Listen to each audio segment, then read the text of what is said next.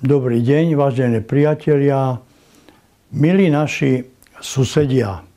Dnes máme detektívnu tému a hľadá sa Viera Jourová.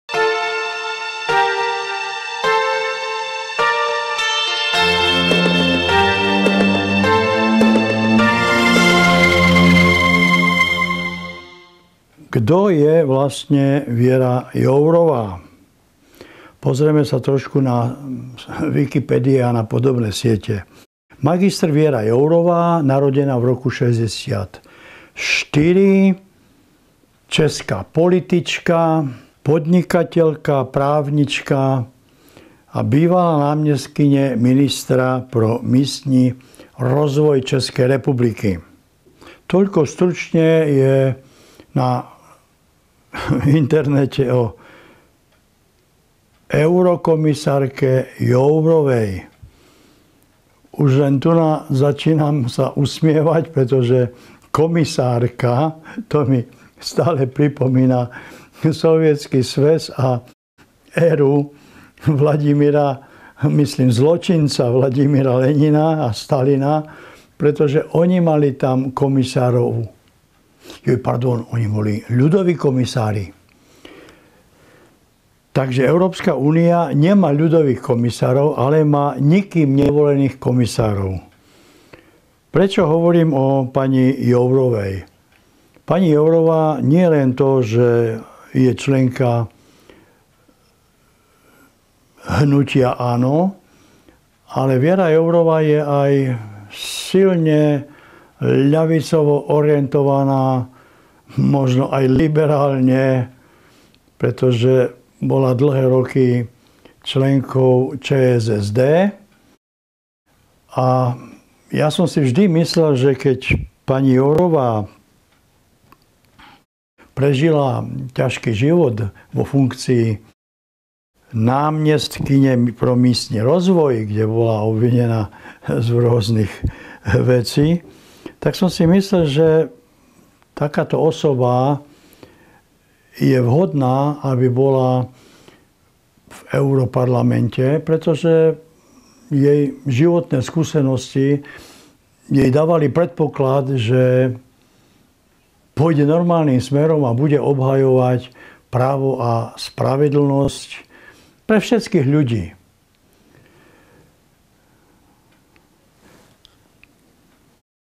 Viera Jourová nie že len prežila ťažký život, pretože bola vo väzbe, vykradli jej byt a tak ďalej. Eurokomisárka Jourová bola v 2006 roku obvinená a zatknutia v korupčnej kauze tzv. Budišov. Sedela mesiac vo väzbe, samozrejme, ako to už chodí, nič jej nedokázali, takže bola z väzby prepustená. Potom samozrejme vysúdila 3,6 milióna českých korún za tie neprístojnosti, ktoré jej spôsobila polícia a Česká republika. Možno si pamätáte na tú akciu, jak sa vracala odniekiaľ z východu lietadlom do Prahy a na letisku na Ruzini ju ťažké komando zvalili, atakovali, dali jej puta, odviedli ju preč.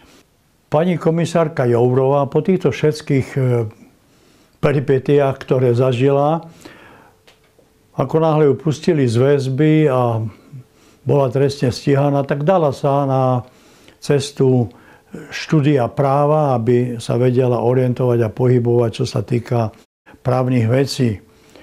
Takže vstúpila do hnutia Áno, ktoré zakladal Andrej Babiš. V hnutí Áno sa ukázali veľmi významní a statoční, ktorí mali veľmi dobré renomé, investigatívni novinári a ďalšie osobnosti, ktoré vyzeralo, že budú zárukou toho, že to hnutie bude v poriadku a že aj vyhrali voľby v podstate.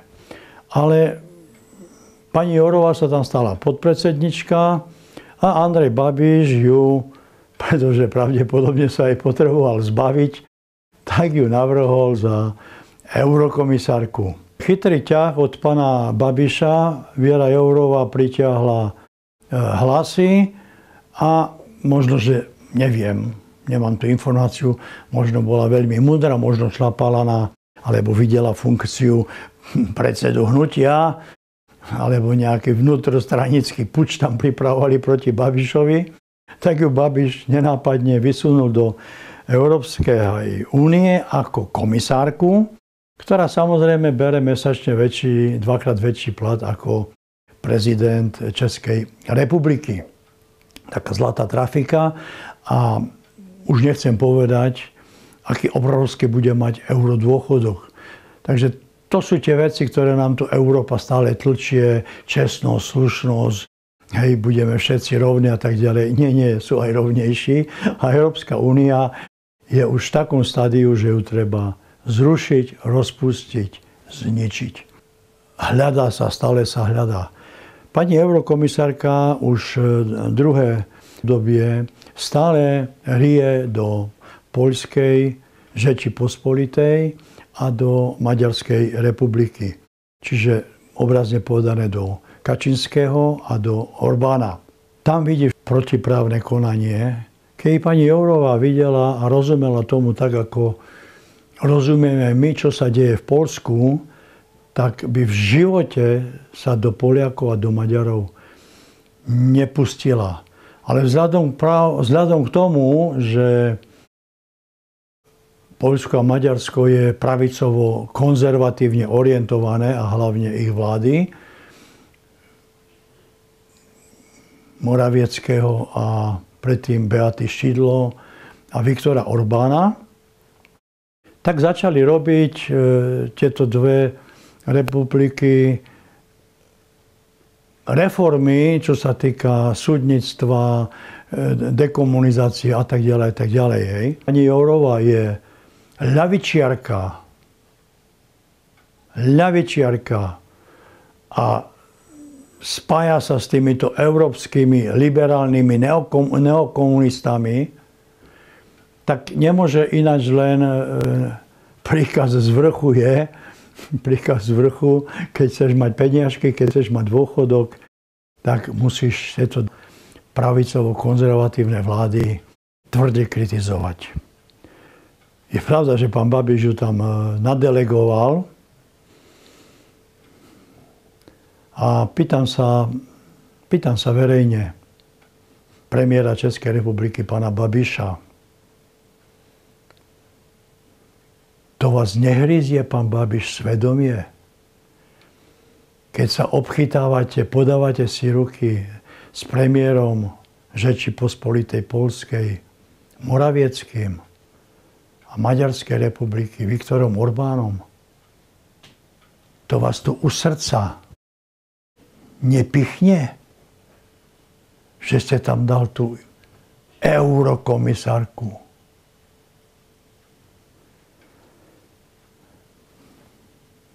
Nová doba.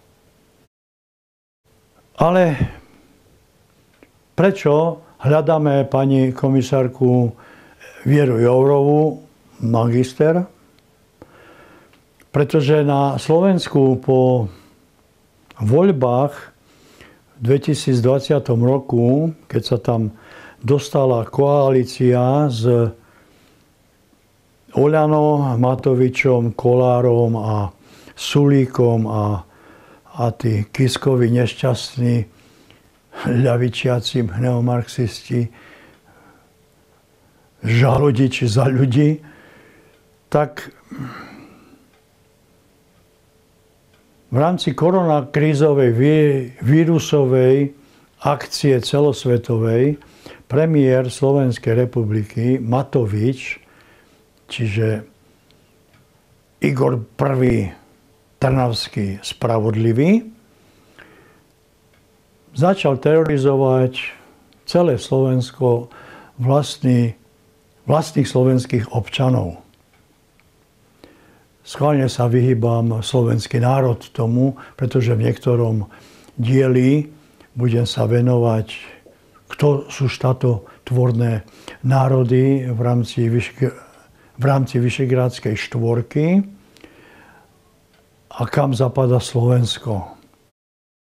Takže Igor Matovič s celou tou svojou koalíciou, ktorú urobili liberálno-ľavicovou, oni si hovoria vraj pravica, nedajte sa oklamať, na Slovensku neexistuje žiadna pravicová konzervatívna strana.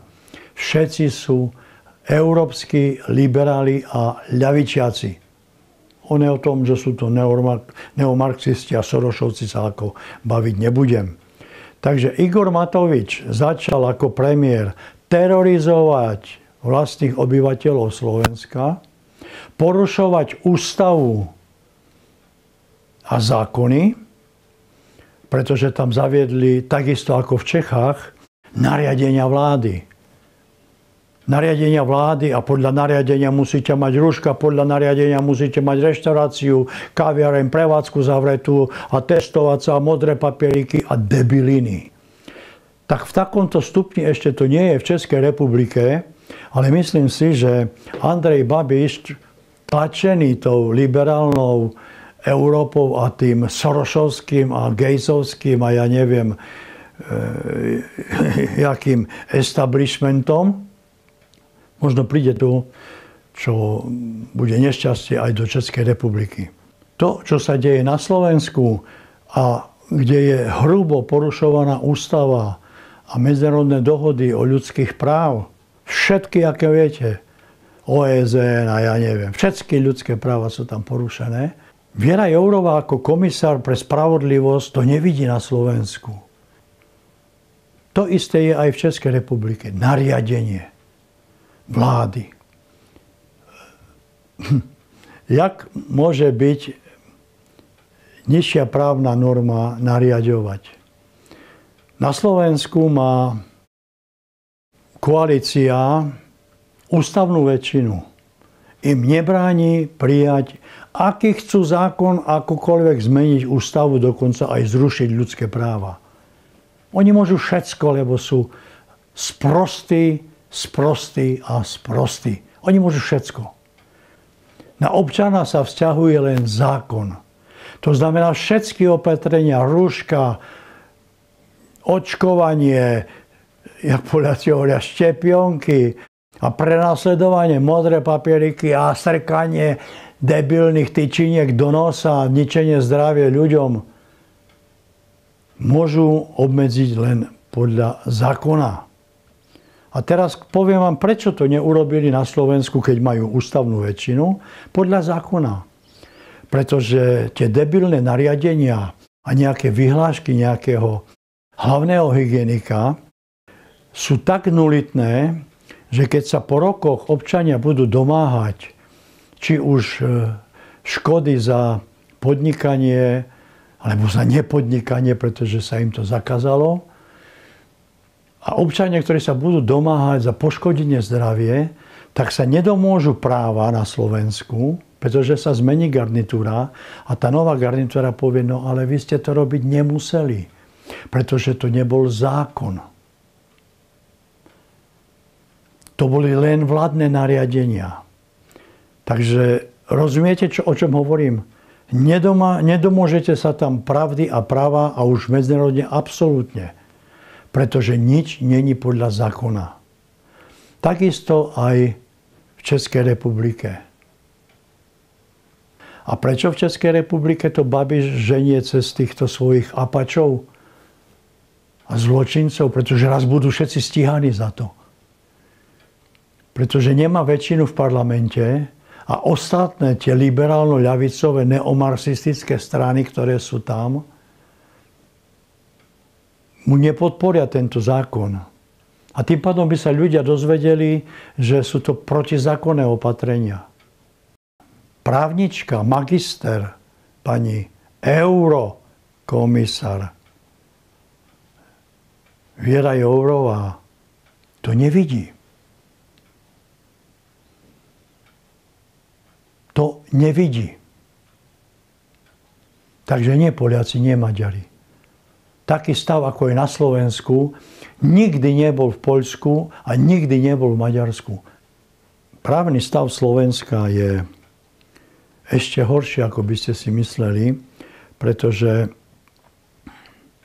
minister obrany s Igorom I. Trnavským, spravodlivým, čiže premiérom, na prvé dobrovoľné testovanie, čiže špáranie sa v nose a vydávanie nejaké debilné, nič nehovoriace modré papieriky, ktoré vám platia 14 dní. Chorí, nebezpeční ľudia. Veď do 10 minút môžete chytiť koronavírus a ho prenášať. A ľudia kľudne chodia do práce, ľudia kľudne chodia do zahraničia a kľudne sa stýkajú, chodia po rodinách, navštevujú svojich starých rodičov, pretože majú debilný modrý papierik. Kto má modrý papierik, korona sa ho nechytá. Takže občania Českej republiky, buďte bdeli a ostražití a dávajte pozor, čo tí chorí ľudia okolo premiéra Babiša začnú robiť. Či testovanie povinné, či tzv. Dobrovoľné, či nejaké glejty, pretože toto všetko je už fašizmus. Áno, fašizmus. Tam, kde sa odoberajú a porušujú ľudské práva, podľa charty, ktorú sme si za staročia vydobili, aby sme boli chránení, naraz neplatí. A kde sú norimberské zákony, čo sa týka lekárskej vedy? Veď Mengele by sa radoval, veď on také možnosti nemal v koncentráku v Auschwitz. Doktor Mengele, ten by sa radoval, aké pokusy sa teraz robia na občanoch. Pani Jourová, prestaňte napádať Poliakov a Maďarov a všímajte si, kde je skutočne porušované právo, ústava a ľudské práva. Najviac dnes na Slovensku. Ďakujem vám za pozornosť. Dovidenia.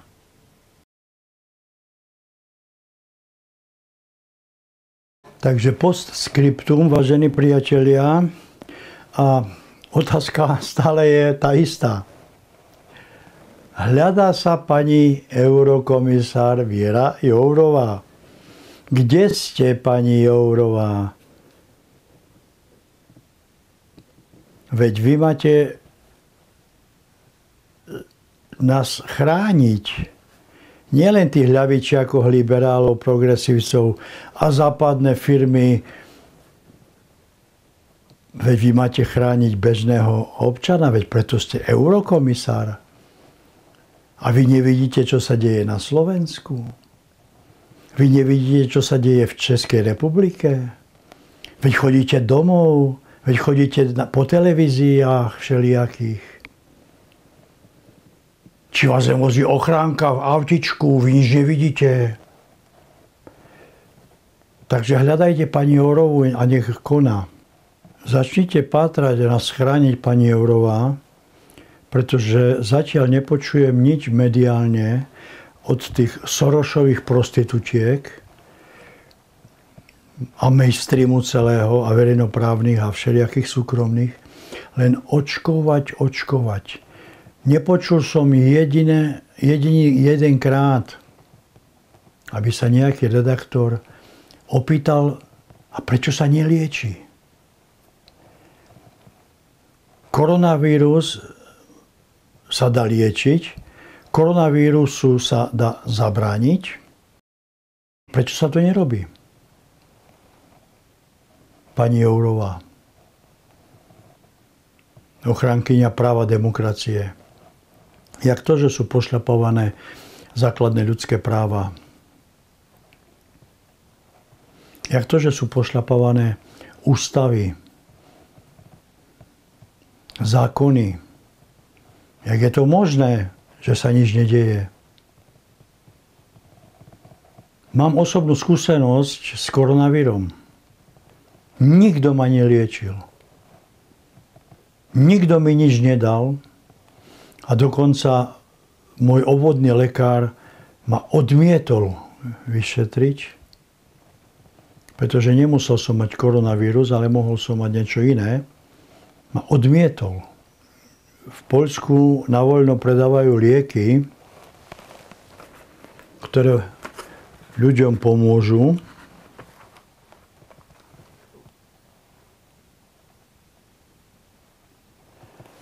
Voľne dostupné kúpiť. Najúčinnejší je Ivermectin, ktorý samozrejme v Českej republike nie je. Lekári nepredpisujú, lebo o ničom nevedia, alebo nemôžu, alebo nemajú dovolené. Ten Šašo na Slovensku, minister zdravotníctva, povolil Ivermectin, ktorý samozrejme nie je. Zachraňujte ľudí. A keď počujem v Poľsku, tak tam majú dobrú fintu, vyzdravelo toľko a toľko ľudí, denná štatistika. Na Slovensku a v Čechách počúvam od tých hlupákov mediálnych, že bolo vyliečených. A tí nevzdelaní mediálni tupci nevedia ísť do nemocnice. Napíšu článok. Dalibor Janda bol vyliečený a poslaný do domáceho liečenia. Však sa choďte vy sprostáci spýtať. Nie tí, čo ste napísali tú sprostosť, ale tí druhí, ktorí ste v médiách pracujete. V tom denníku sa ukázala taká informácia. Choďte do nemocnice za daným lekárom. Choďte za spevákom Jandom. Spýtajte sa, ako ste ho liečili. A keď bol odoslaný podľa médií do domáceho liečenia, tak mňa by zajímalo, aké mu dal lieky lekár.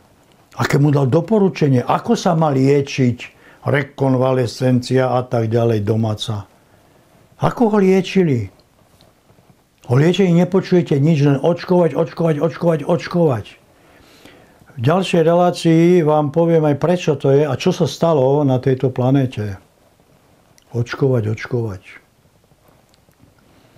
Takže dajte lieky. Izoprinosine, Plaguenil, hydroxychlorochin, tak účinná látka. Prečo to ľudia nedostávajú? Potom sa čudujeme, že umierajú. Ako náhle má príznaky, že má koronavír, že si myslí, že má chrípku, alebo čo, okamžite nasadiť jeden z poľských liekov. Okamžite nasadiť. Preventívne. A Ivermectin preventívne. Každý by mal mať na člena domácnosti tabletky doma.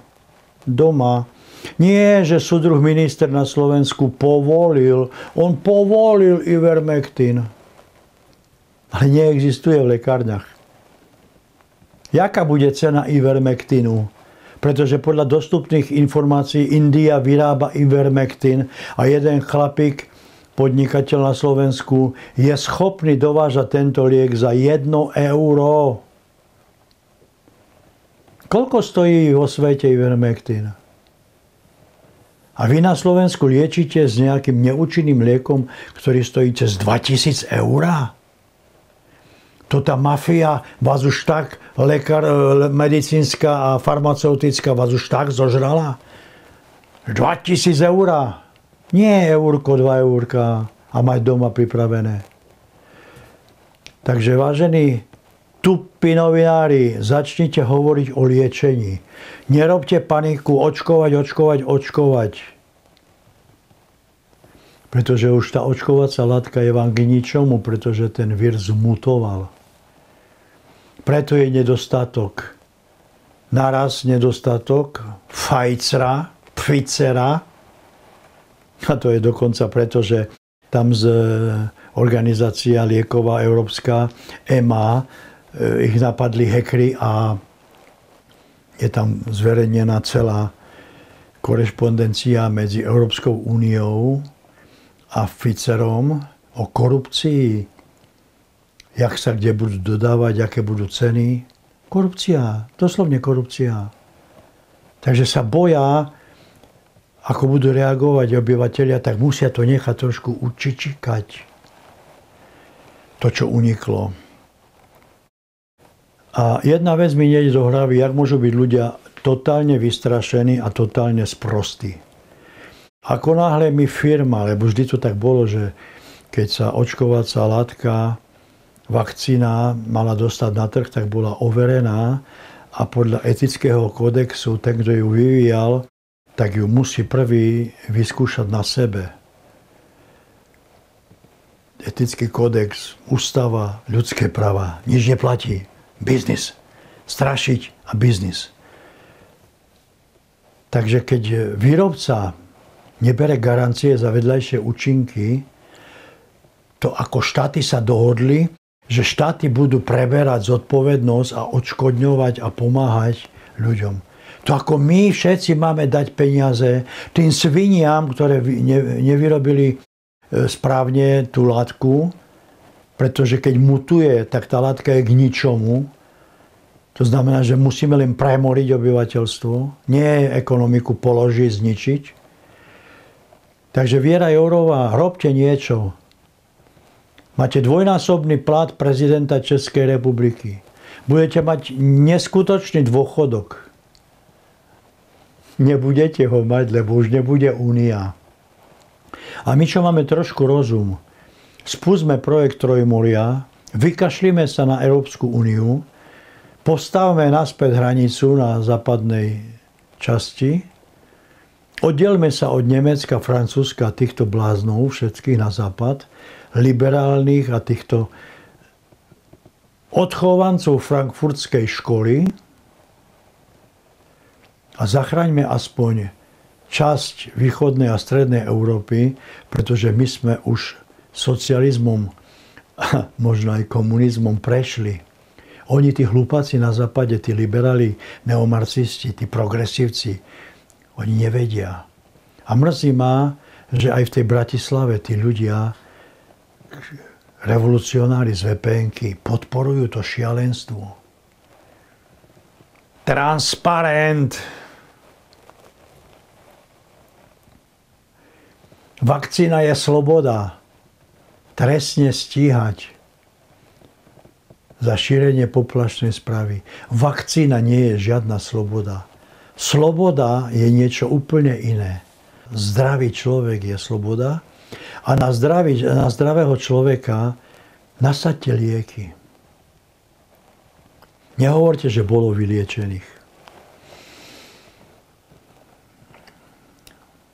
Mám vlastné skúsenosti. Takže toľko som chcel v postscriptum k pani Jourovej a k liečení. Vakcína nie je sloboda. Vakcína je zločin, ktorý idete spustiť na človeka alebo na ľudí, pretože Fauci jasne povedal, ten veľký váš vzor a genius, ten najväčší odborník planéty, Marsu a ostatných galaxií. Fauci.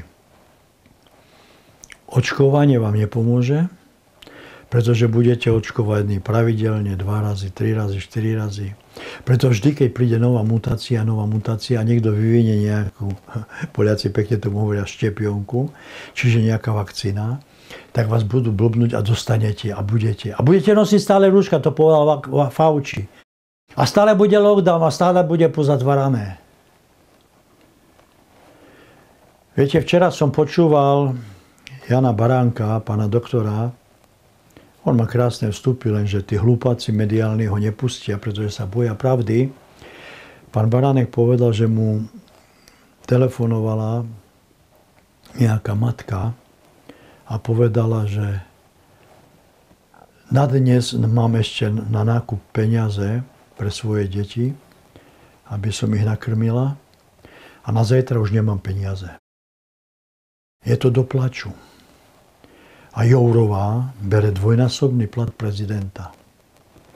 A vy, občania, pokiaľ si myslíte, vy duboši na Slovensku a v Čechách, že keď klakne ekonomika a nevyjdete do ulic a si budete myslieť, vy policajtíkovia, vy vešiaky na uniformu, že vy budete mať na platy, vy štátna správa, vy úradničkovia, vy exekutori, vy všetci hlupáci si myslíte, že budete mať na platy? Že vám bude každý mesiac cinkať? Úradničkovia, to vám z čoho bude cinkať, keď ekonomika pôjde dole vodou? A vy dôchodci, vy ako na to pozeráte? Myslím tú väčšiu časť. Vy ste spokojní, vám cinka dôchodok. A čo keď Igor I. Trnavský spravodlivý, ten šašo počmáraný, povie, nemáme peniaze, musíme znižiť dôchodky o 40%. Čo urobíte? Tu máš bičík, udri si, tu máte bičík, vám veľkomožný. Budete zohýnať, tu som, ako páchochybský zbojník. Tu som.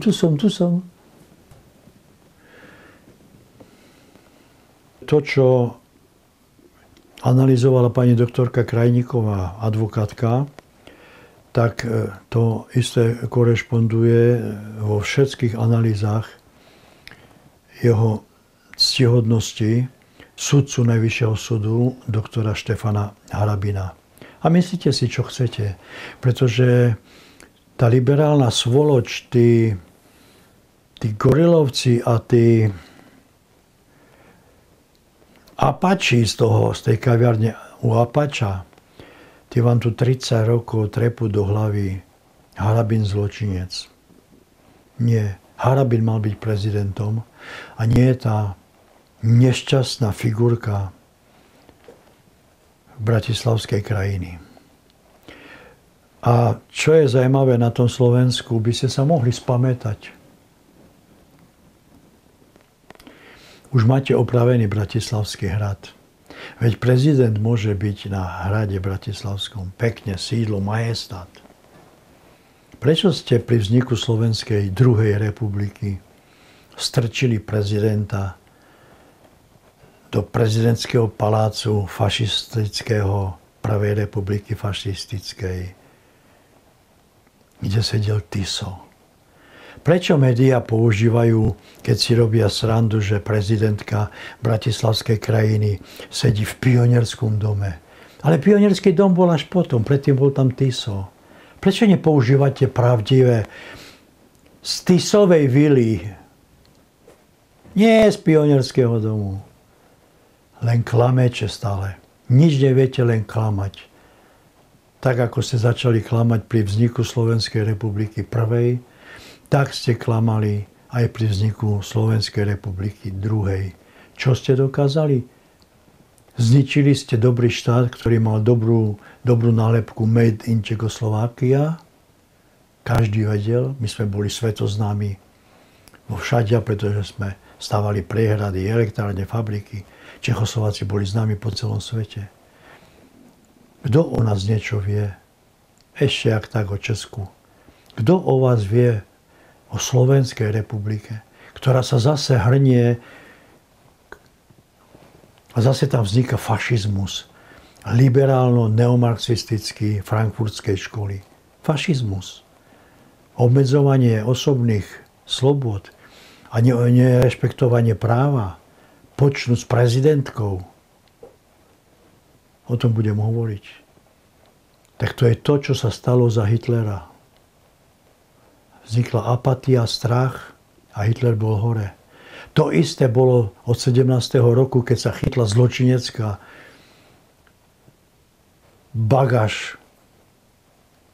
pakáž hnusná bolševická s Leninom.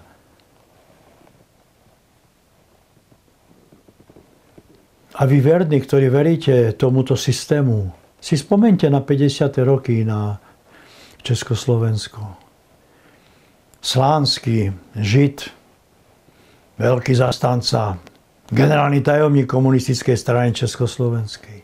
A generál Rajcin, ktorý likvidoval vojakov zo západnej fronty a niektorých aj z východnej. Robil čistky a Svoboda, generál, minister obrany, na to pozerali ako také sprosté tela. Tak čo sa stalo? Popravili Slánského vlastní komunisti. Aj generála Rajcina, šéfa 5. oddelenia. Požrali vlastných.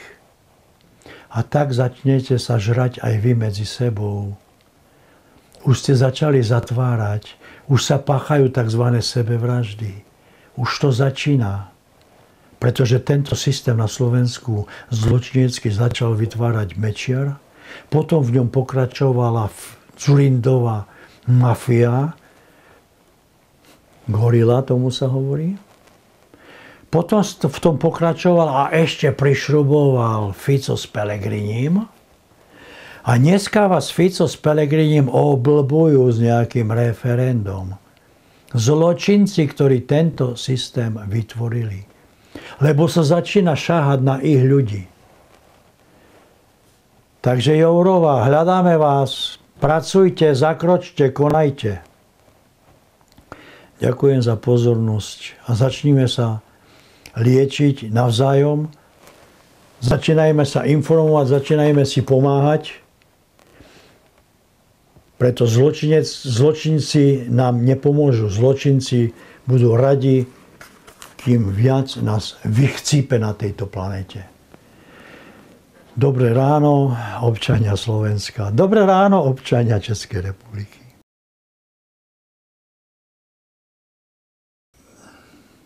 Postscriptum 2, ešte sa musím vrátiť, pretože to, čo budete počuť doktorku Krajníkovú, to odznelo na úžasnej slobodnej stanici 4. Infovojna. Nájdete ich na www.infovojna.sk. Linky vám samozrejme aj na pani doktorku Krajníkovú dám dole v popise videa, pretože jedine slobodné, nezávislé médiá, nie tí skorumpovaní novinári, ktorí musia papkať. Alebo papkajú chlebiček svojich chlebodárcov. Viete, o kom hovorím. Oligarchov dokonca.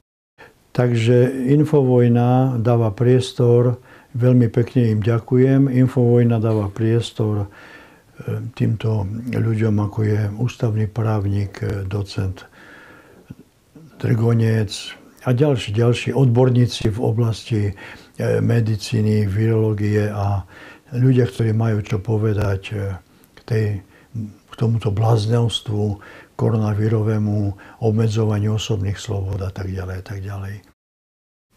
Dávam tam aj nejaké linky na jeho ctihodnosť sudcu Najvyššieho súdu, pána doktora Harabina. A relácie, pretože začali blokovať na YouTube Infovojnu, nás to čaká takisto, že nás začnú blokovať, ale budeme musieť vysielať z iných. Nebudem hovoriť o stratégii, ktorá je pripravená už. Takže keď nás dostrihnú, ideme na iné. Dáme vám potom mailom široko vedieť, kde a odkiaľ vysielame. Tam sa môžu ľudia vyjadriť. Diváci môžu, alebo posluchači môžu zavolať, klásť otázky a tak ďalej. Takže toľko som chcel, že kde ich nájdete. Infovojna.sk. Musíte sa prekliknúť do archívu, ktorý nemáte času, pretože oni vysielajú ráno od 9. do 12. Pokiaľ nemáte a ste v práci, tak máte to v archíve. Ja to využívam tak, že stiahnem si to do telefónu z archívu, danú reláciu a kde mám možnosť slúchatka, tak si postupne večer alebo po obede vypočujem, pretože do obeda nemám času, alebo nie každá téma ma zaujíma. Toľko postscriptum 2. Ďakujem vám. Dovidenia. A môj nový pozdrav. Dobré ráno, Slovensko. Dobré ráno, Česká republika. Ďakujem, dovidenia. A vypočujte si pani Krajníkovú.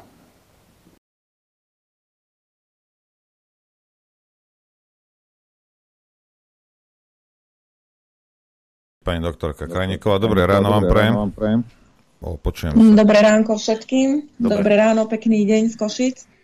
Všetko funguje, ako má. Zdravím vás. Pani Krajníková, chcem sa spýtať iba jednu vec. Čo hovoríte na to, že toto pán nový generálny prokurátor Maroš Žilinka, tak jemnúčko, ako taká mačička, naškrabol trošku toho a tie svinstva, čo porobil Mikas od marca minulého roka. Čo hovoríte na to, že už aspoň trošku upozornil na to, čo vyčinia teda? No, tak pán Maroš Žilinka, on to nenaškrapkol len tak sám od seba a nebolo to také nejaké samozvané. A ja som to nazvala vo svojom článku tak trošičku inak ako vy. Nie, že naškrapkol, ale hodil občanom takú ohlodánú kosť. Ide o to, čo som zverejňovala už aj vo svojich článkoch. Stalo sa teda to.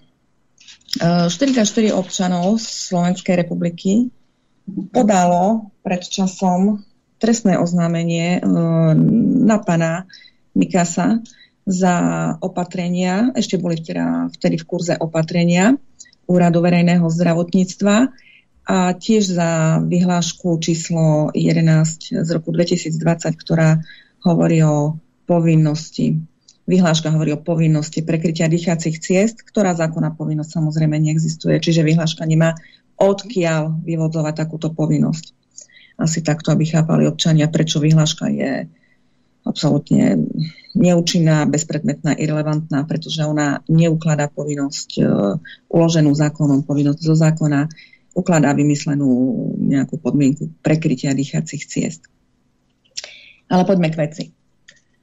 Tých 44 občanov Slovenska podalo voči pánovi Mikasovi, respektíve na pána Mikasa, trestné oznámenie práve preto, že vydáva tie nezmyselné opatrenia a túto vyhlášku, ktoré akty nezákonným spôsobom zasahujú do práv a slobod všetkých občanov, nielen oznamovateľov.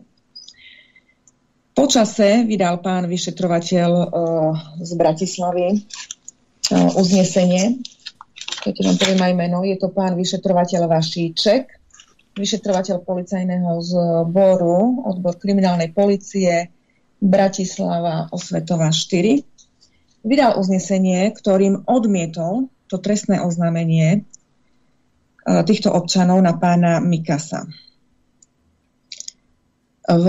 Je to uznesenie takmer na nejakých 20-30 strán podľa toho, v akom formáte si ho vytlačíte, ale mnoho stranové uznesenie na nejakých viac než 20 až tvoriek. A v tomto uznesení práve že poukazuje na veľmi vážne dokumenty. Poukazuje na jedno uznesenie Ústavného súdu, ktorým Ústavný súd odmietol sťažnosť iného občana voči týmto opatreniam, a to preto, že Ústavný súd nemá právomoc o tomto pojednávať, avšak povedal súčasne v tomto uznesení jednu veľmi vážnu vec, a to opatrenia, ktoré vydáva pán Mikas, všetky opatrenia, zdôrazňujem všetky opatrenia, ktoré vydal pán Mikas, povedal Ústavný súd, to čo tvrdím aj ja dávno, aj kolegovia, ktorí sa vyjadrujú, ale povedal Ústavný súd, že tieto opatrenia sú hybridné správne akty a že nemajú všeobecnú záväznosť, pretože nie sú všeobecné právne predpisy. Opakujem. Mikasové opatrenia vydávané do času zmeny zákona nie sú všeobecne záväzné právne predpisy. Ak niekto rozumie, a mal by každý občan rozumieť, čo som povedala, to znamená, že opatrenia nemajú právnu silu, účinok zaväzovať všetkých, teda nezaväzujú nikoho. Na základe týchto opatrení však pán Mikas sterilizoval celé Slovensko, ukladal povinnosti, vynúcoval tie povinnosti a odoberal práva a slobody občanom. Ďalej povedal policajt, že vyhláška číslo 20 je síce účinná, avšak pozabudol tam na jedno, mu ušlo pozornosti jedno veľmi významné ustanovenie paragrafu 5 odsek 2 zákona o tvorbe právnych predpisov, že vyhláška na to, aby bola účinná, potrebuje, aby mala osobitné splnomocnenie zákona 355. A teda na základe toho, že policajt vlastne v tom odôvodnení svojho rozhodnutia, on potvrdil trestnú činnosť pána Mikasa, pretože poukázal na uznesenie ústavného súdu, ktoré povedalo, že Mikasové opatrenia nie sú všeobecne záväzné právne predpisy a teda policajt to mal vyhodnotiť, že pán Mikas teda nemohol tieto akty zavádzať do spoločnosti ako všeobecne záväzné. On ich nemohol totiž to vôbec vydávať. To už povedala predtým prokuratúra, ale povedzme, že už ich vydal a teda nemal na základe toho, že nie sú všeobecne záväzné právne predpisy, nemohol ich zavádzať do spoločnosti a nemohol ich vymáhať. Tu je celé ťažisko problému. A teda, ak to robil pán Mikas, ak ich vynúcoval od občanov, tu sa dopustil trestného činu zneužitia právomoci verejného činiteľa, nátlaku a sú tam ešte aj iné skutky, ktoré sa dajú poukázať, ale toto sú veľmi vážne a také základné skutky. Na základe toho, že pán vyšetrovateľ vo výroku odmietol trestné oznámenie občanov, ale v odôvodnení vlastne poukázal na skutočnosť, že Mikas je vinný doslova. Nie, že je dôvod vzniesť obvinenie, on povedal, že je vinný. Tak vlastne je tu rozpor medzi odôvodnením a výrokom. Učinila som sťažnosť voči tomu a túto sťažnosť som následne, a túto sťažnosť som zaslala teda na políciu. 27. januára som doručila na okresný úrad policajného zboru odôvodnenie tejto sťažnosti, teda s dôvodmi, ktoré som stručne teda povedala. A obdeň sa nechal počuť pán Maroš Žilinka ako generálny prokurátor, že v 2 vyhláškach pána Mikasa chýba splnomocnenie na udelenie výnimiek z týchto vyhlášok. Ja som na to zareagovala spôsobom, že konečne máme vonku, Pandorina skrinka je otvorená, konečne máme vonku otázku splnomocnenia pre vydávanie nejakého aktu alebo na splnomocnenia na konanie orgánu. Avšak nie tým správnym smerom, ako by malo ísť, ale smerom opačným, ktorý odvádza pozornosť od podstaty veci a to, že nám chýba zákonné splnomocnenie na vydávanie vyhlášok. To je ten paragraf 5 odsek 2, ktorý som povedala pred chvíľočkou. A preto, aby nemusel pán Maroš Žilinka ako generálny prokurátor povedať to, čo sa dočítal v tom mojom uznesení, lebo som si istá, že sa o ňom dozvedel, pretože jeho reakcia bola nutne na túto skutočnosť, kde musel asi nastať dosť veľký odzovke poplach, teda čo sa vlastne napísalo do tej sťažnosti mojej, čo som tam napísala, pretože ja som tým povedala, že všetky vyhlášky sú vydávané v rozpore so zákonom bez zákonného splnomocnenia. A teda, aby až nebolo tak veľmi zle, lebo by musel nutne povedať generálny prokurátor, že všetky vyhlášky sú nezákonné, tak teda podhodil tú ohlodanú kosť občanom a povedal, tu máme 2 vyhlášky, v ktorých v ktorých hlavný hygienik nemal zákonné splnomocnenie udeliť výnimky. Ale teda podstata nestojí na absencii splnomocnenia na vydanie výnimiek, ale na absencii vôbec vydania vyhlášok. A potom absencia na výnimky je tu právne irelevantná, pretože ak vyhlášky nemohol vydať, logicky nemohol v nich udeliť výnimky. Toto je celá problematika, ktorá vlastne vznikla.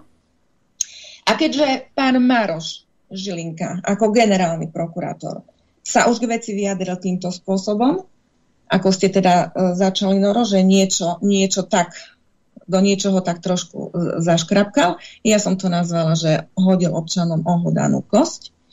A teda napísala som na základe toho svoj článok a zaslala generálnemu prokurátorovi podnet na zosúladenie tohto nezákonného stavu, týchto nezákonných vyhlášok a na vážne zaoberanie sa a začatie teda trestného stíhania, nepodanie, pretože bolo podané, podnet už bol podaný voči pánovi Mikasovi týmito 44 občanmi.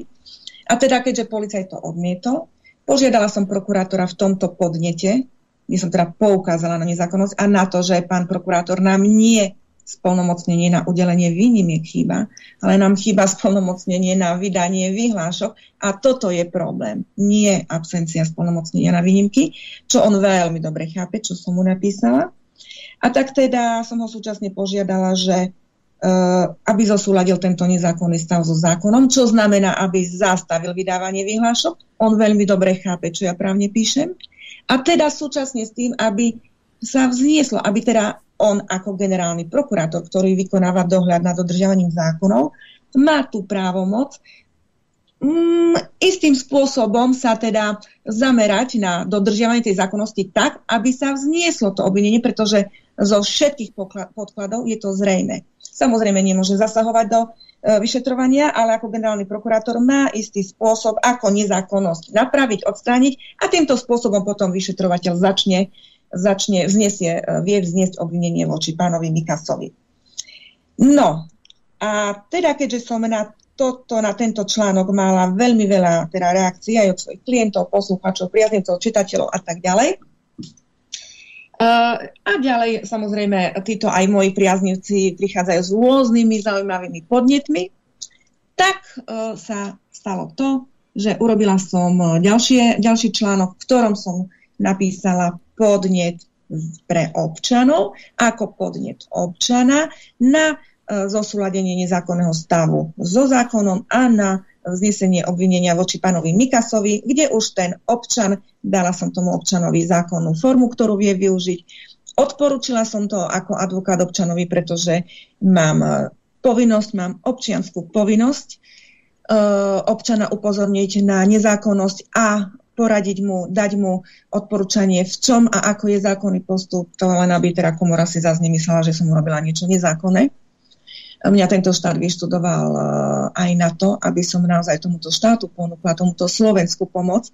A to je môj prínos, ak to tak trošičku zabrnem do takej témy, akí sme Slováci, ako sa každý bije do hrudi, ale je treba skutočne urobiť aj vec na ochranu toho Slovenska. A môj prídel je ten, že keď mi Slovensko dalo vyštudovať, tak Slovensko upozorním na to, kde je nezákonnosť a aj týmto spôsobom pomôžem teraz sa chrániť. Takže som spracovala podnet, ktorý som zverejnila na svojej stránke, aj facebookovej stránke, aby si ho občan mohol stiahnuť, akurát si v tom tlačive vyplní svoje osobné údaje a takisto má tam spôsob, ktorým vie relevantne doručiť pánovi Marošovi Žilinkovi, generálnemu prokurátorovi. A pán generálny prokurátor má zákonnú povinnosť sa s tým zaoberať a občana informovať. Trošku tu som k tomu, takémuto podnetu aj zaslychla jednu aktivitu, ktorú tuším bola vyvinutá, neviem, v Európskom parlamente, kde nejakého europoslanca, nejakých 100 000 ľudí zahltilo takouto nejakou otázkou a on ako europoslanec samozrejme musel na to reagovať.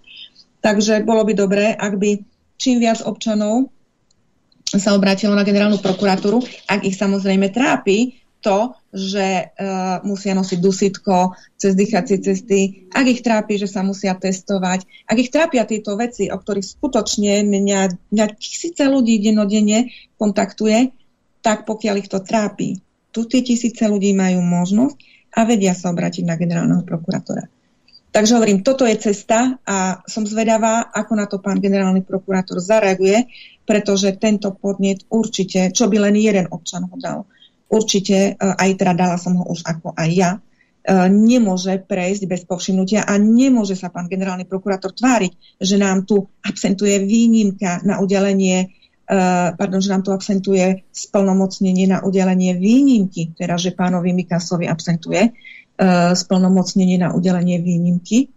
Pán generálny prokurátor bude musieť vážne právne vybaviť námietku, že Mikasovi absentuje právomoc zákona vydať vyhlášku. A toto je vlastne veľmi ťažisková otázka. Chcem sa vás pýtať jednu vec. Pýtal som sa aj pána Harabina. Bavme sa o tom, že to, čo vy hovoríte, to neexistuje. Existuje iba to, čo pán Maroš Žilinka povedali.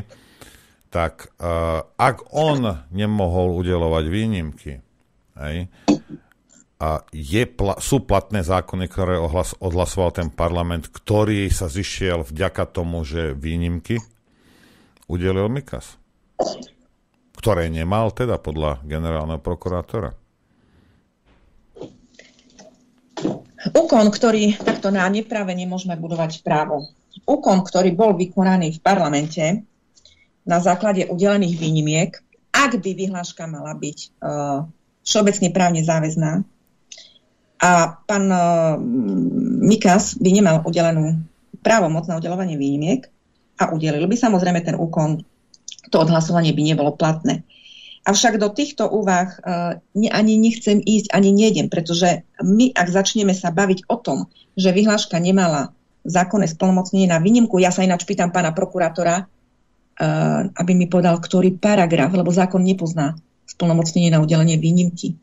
Pán prokurátor rozpráva právne pojmy, ktoré ja nepoznám. Ak ich pozná nejaký právnik, nech mi povie, v ktorom paragrafe zákona 355, lebo podľa toho boli vydané vyhlášky, zákona 355 z roku 2007, kde je paragraf o udeľovaní výnimiek. Také neexistuje, čo povedal generálny prokurátor.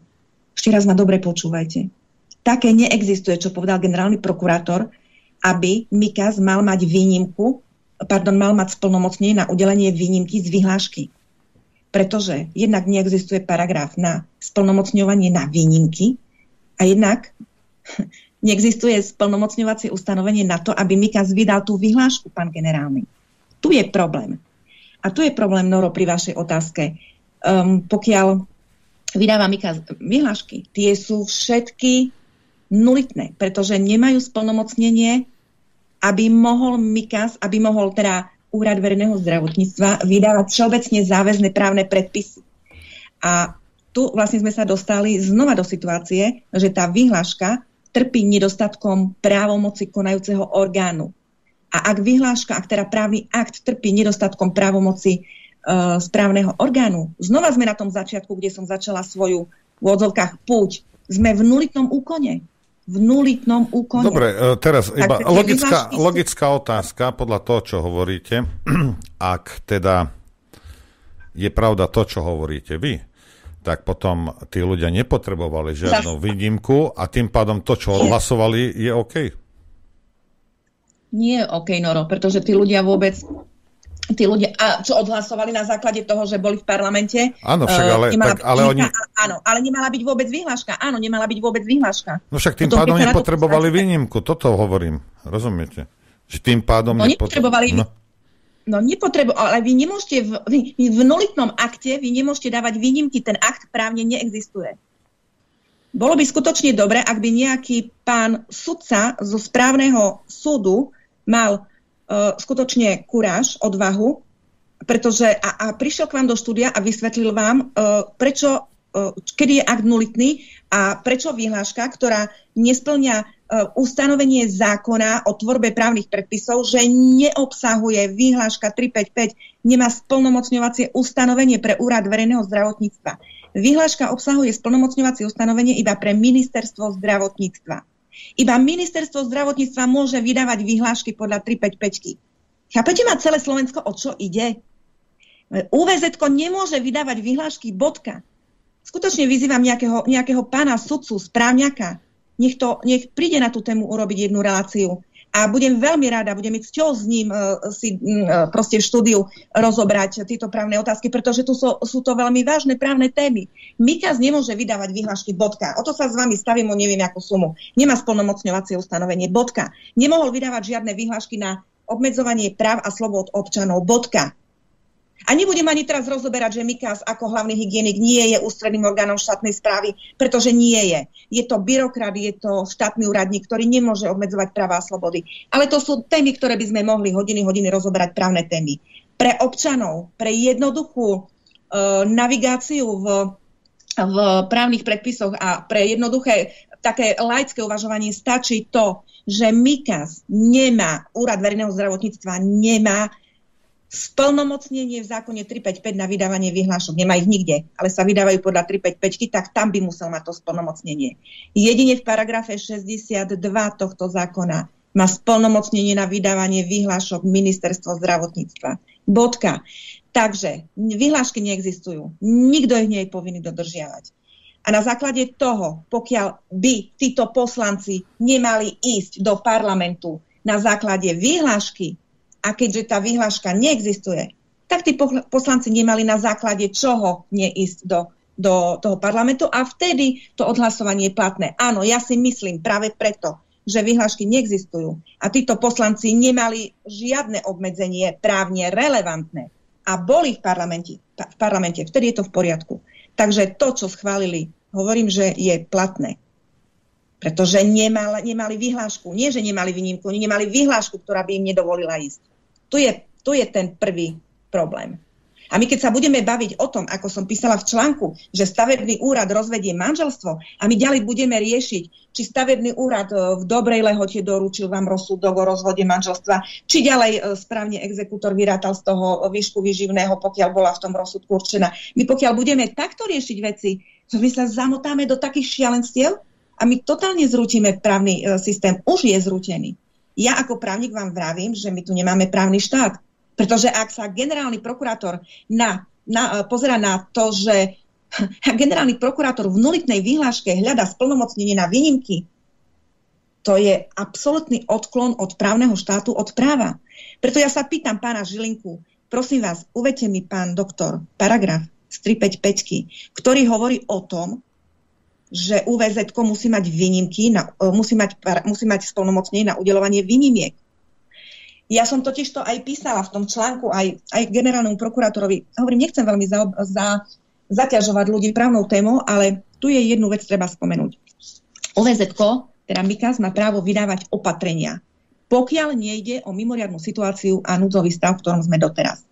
Ak by sme boli v normálnom stave, že nemáme ani mimoriadnu situáciu, ani núdzové opatrenia, MIKAS môže si vydávať opatrenia. Jedna radosť.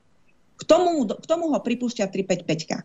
V takomto prípade je tam jedno ustanovenie, ktoré UVZ-ku alebo regionálnemu, teda UVZ-ku umožňuje dávať a odvolávať výnimky.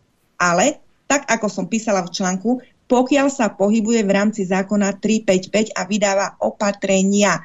Vtedy vie v tých opatreniach dávať výnimky a vie ich aj brať späť.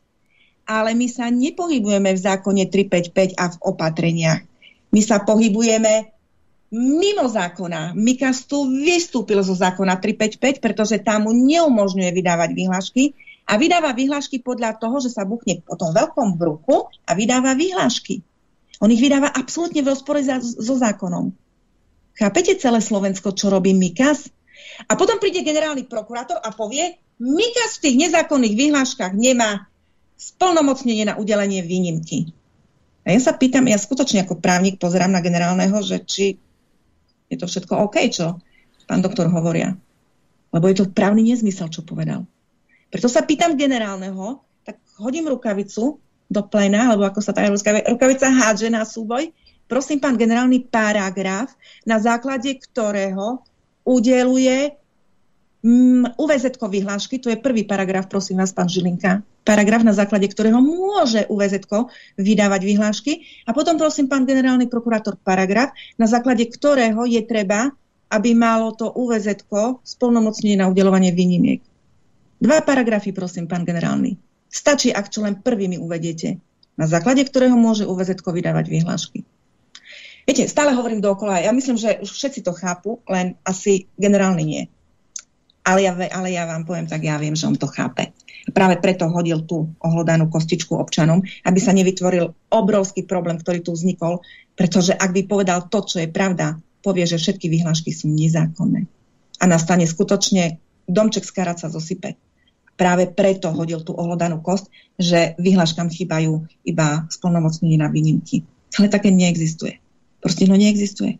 Vy nemôžete mať, stavebný úrad nemôže mať výnimku odpustiť súdny poplatok, pretože stavebný úrad nevydáva rozsudky. Stavebný úrad nevydáva súdne rozhodnutie, tak nemôžeme hľadať, že odpustil poplatok bez nejakého splnomocnenia.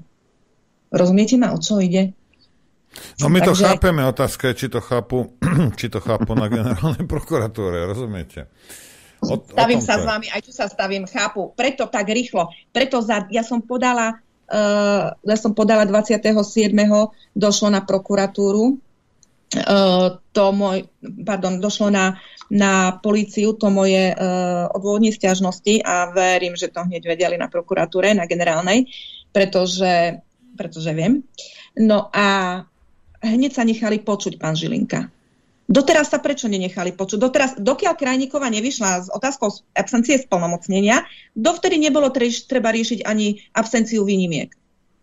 Ale ako náhle sa objavila moja teda otázka tej pandorinej skrinky, že my tu nemáme splnomocnenie na vydanie vyhlášky, obdeň sa nechal počuť pán Žilinka, že nám chýba absencia na výnimky. Vám vravím, to je preto, aby nemusel otvoriť tú základnú otázku, že nám chýba absencia na vydávanie vyhlášok, nie na výnimky. Preto ešte raz, pán generálny, paragraf na vydávanie vyhlášok UVZ-kom. Toto je veľmi vážna vec a toto je treba od neho žiadať. Ešte jednu otázku mám na vás ja, na Váver. A viac menej každému, kto má IQ viac ako 80, bez ohľadu na to, čo vy hovoríte, alebo nehovoríte, alebo čo my hovoríme, je jasné, že právne tento štát je posunutý úplne niekam do možno 42. roku Nemecka. Ale povedzte mi jednu vec, a teraz úprimne, bez ohľadu na to, že či máme Radima Matoviča, nemáme, ja neviem čo proste.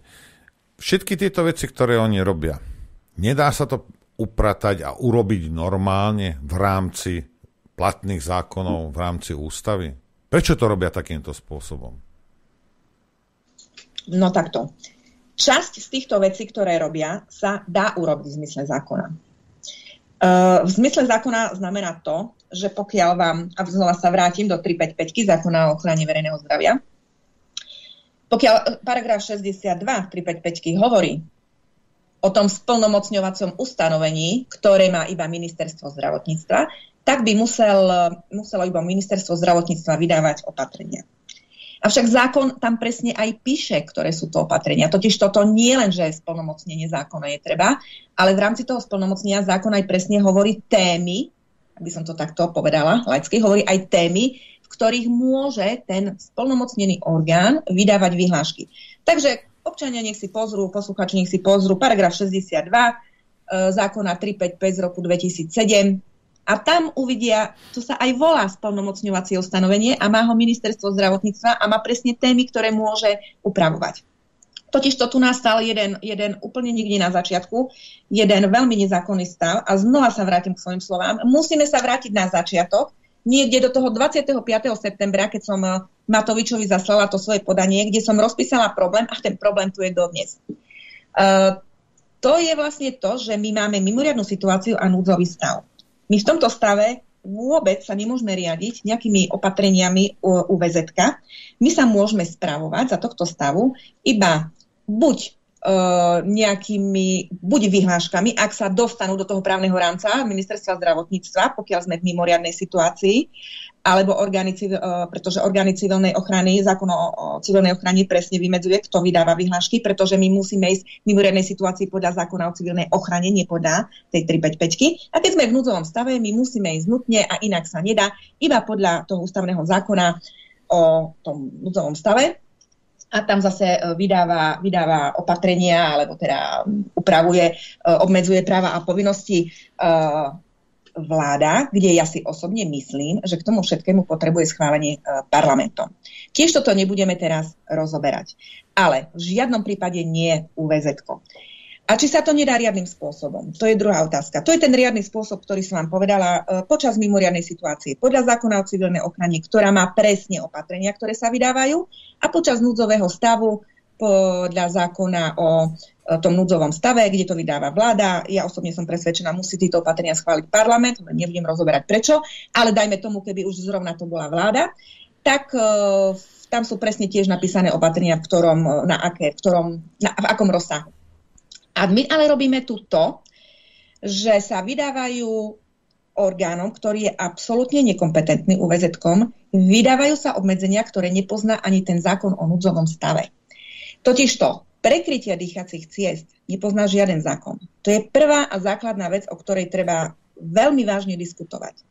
Žiaden zákon nepozná povinnosť prekrytia dýchacích ciest. Prečo?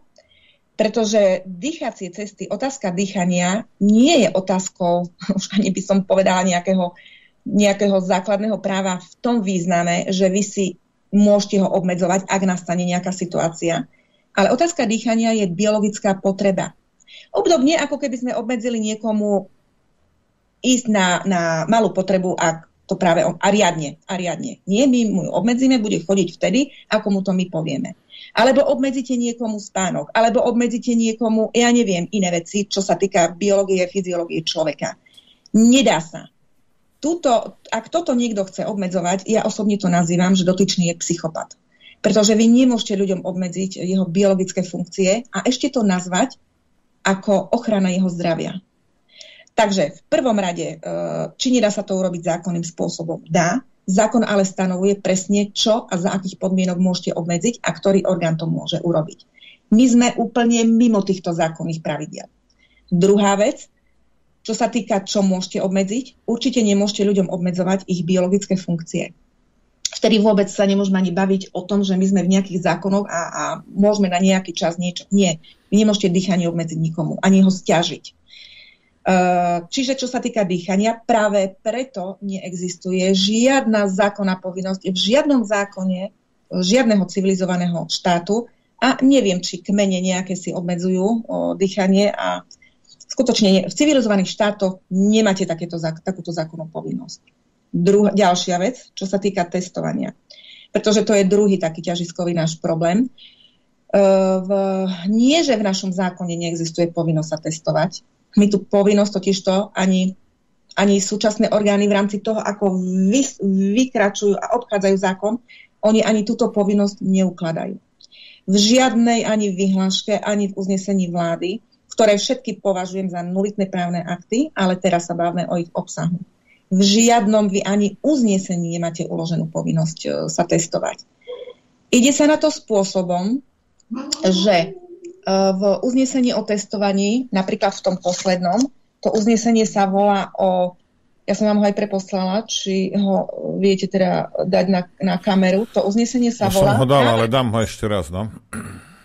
No a teraz si tam pozrite a na tomto si to veľmi pekne odprezentujeme, o čo ide. Toto uznesenie vláda schválila návrh na prijatie opatrení na pokles ochorení COVID-19.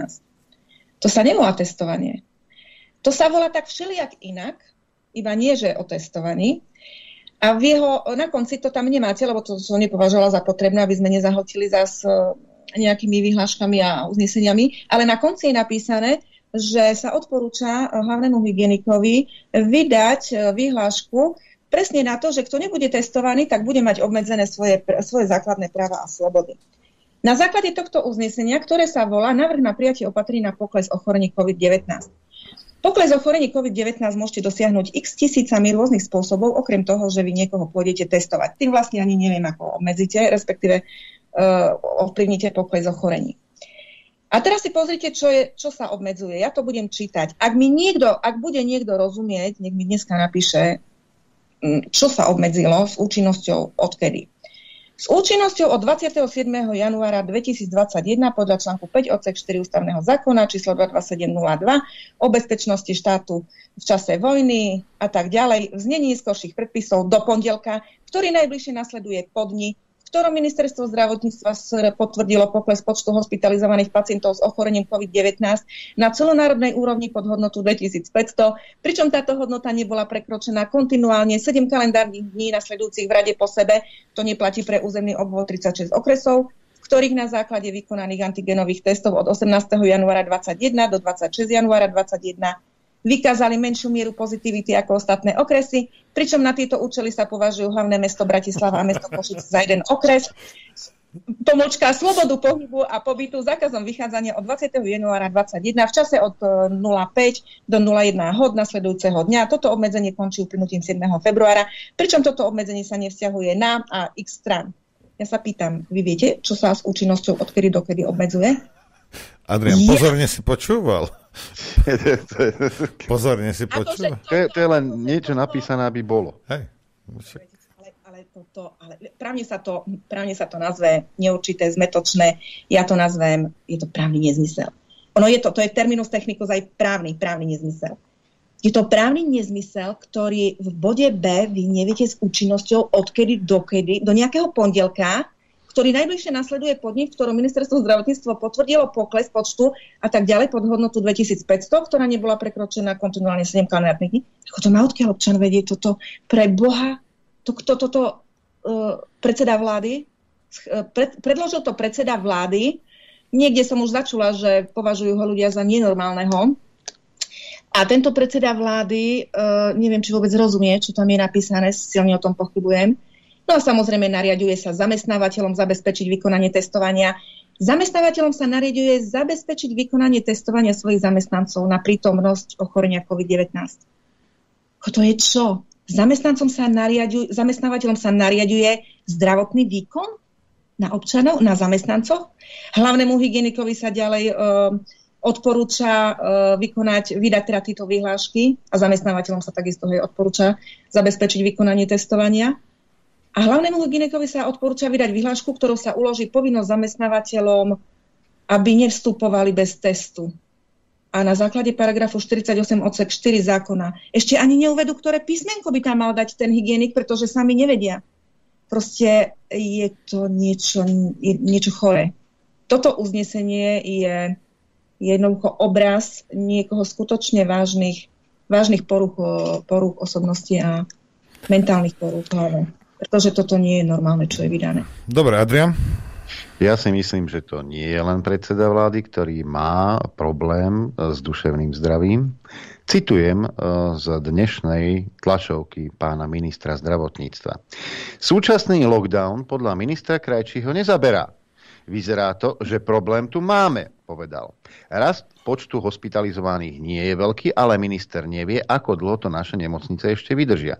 Prikázal hlavnému hygienikovi, aby okamžite začali preverovať PCR testy, aby vedeli, koľko britskej mutácie a kde na Slovensku je. A teraz pozor, prichádza niečo, pričom si sadnite. Ako by sa dali sprísniť opatrenia? Napríklad by sa podľa neho dal sprísniť zákaz vychádzania, keď by na opustenie domácnosti musel človek poslať SMS do centrály a tá by musela dôvod odchodu z domácnosti potvrdiť. A to len na určitý čas. SMS správy bude kontrolovať polícia. Toto je... si už môj rozum hlahol. Kamaráde, sovietský zväz to takto nemal vymakané. Brežnev rieska v hrobe, že toto ma napadlo. No, to je vlastne chore, úplne chore. To, odkiaľ ste čítali, Adrian? To je výcud z tlačovky, ktorá odznela pred chvíľkou, takže mal dnes pán minister taký ľahší briefing, takže toto vzýšlo z jeho hlavy. Lockdown nefunguje, testovanie nefunguje, SMS-ky budeme posielať, kam ideme. Kto to bude kontrolovať? No, Duch Svätý jedine tak, lebo policajtov na to nemáme.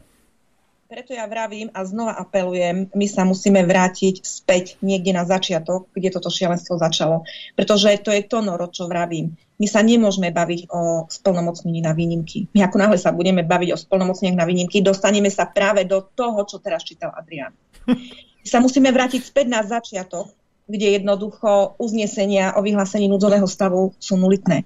Pretože uznesením sa nevyhlasuje núdzový stav.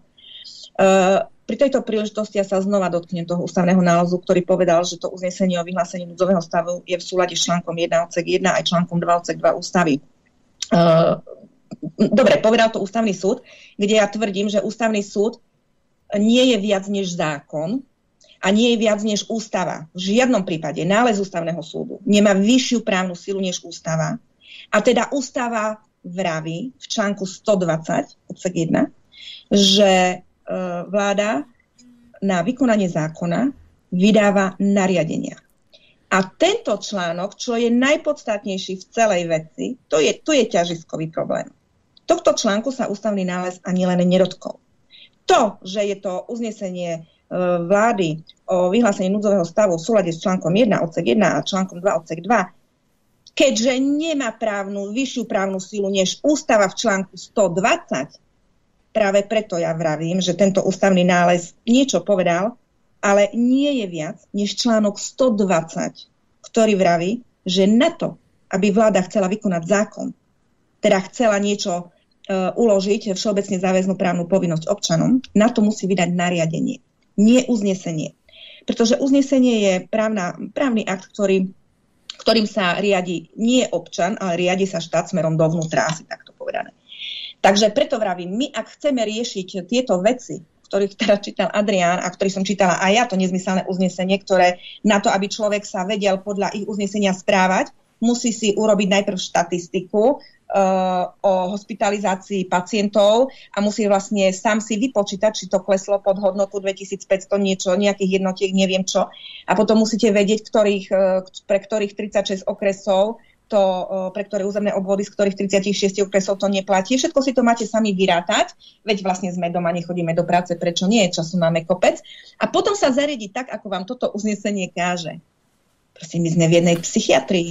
Ja si myslím, že na psychiatrickej klinike to jednoduchšie funguje. Ale SMS-ku pošlem na nejakú centrálu a tam bude ďalších 5 miliónov kontrolórov a tí mi schvália, že áno, môžeš alebo nemôžeš ísť. Technicky to nie je možné, ale to v chorej hlave môže, len toto môže skrsnúť v chorej diktátorskej hlave, kedy chceš obmedzovať ľudí, už aj keď fakt sa pôjdeš ísť do záhrady prejsť, tak budeš musieť SMS-ku posielať. No, takže poďme na ten začiatok a poďme sa baviť spôsobom, ale seriózne vážne. My tu nemáme žiaden núdzový stav. Seriózne vážne sa bavme, že my tu nemali sme vydané žiadne opatrenia UVZK, pretože tieto, ako povedal aj ústavný súd, nie sú všeobecne záväzné právne predpisy. Ja len na margo toho, že mňa komora stíha za to, že som nedodržiavala, respektíve, že som brojila proti opatreniam, že sú v rozpore so zákonom. No vážená komora, ústavný súd povedal, že nie sú to všeobecne záväzné právne predpisy. Takže asi som mala pravdu. Takže skutočne celé naše konanie bude mať ďaleko siahlu dohru na rôznych súdoch o náhradu škody. Moju škodu. Po ďalšie, musíme sa vrátiť na začiatok vydávania vyhlášok, kde vyhlášky nemajú zákonné splnomocnenie, pán generálny.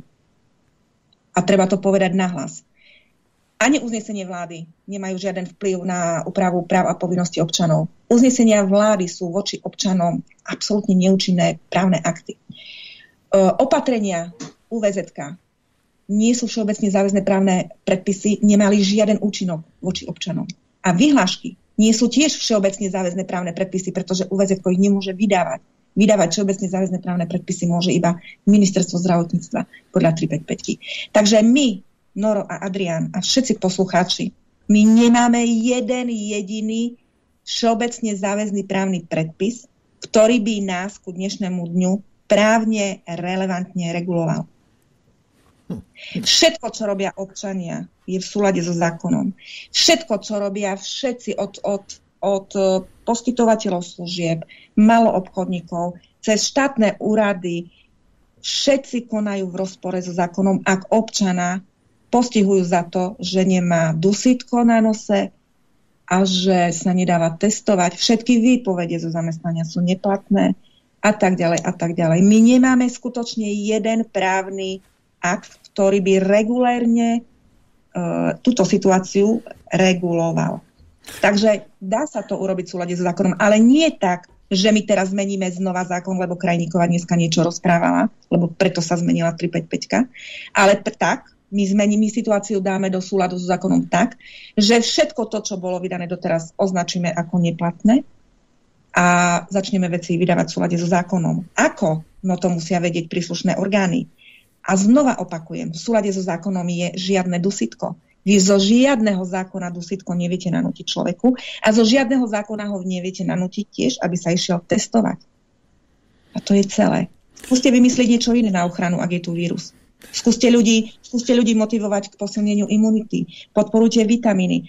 O tejto téme dosť doktor Bukovský rozpráva, tam ja nemusím. Čiže toto je treba robiť. Nie vydávať nulitné a právne nezmysly. Dobre, a postihovať občanov. Pani Krajníková, ďakujeme, čas sa nám naplnil, ďakujeme veľmi pekne, držíme palce. Ďakujem.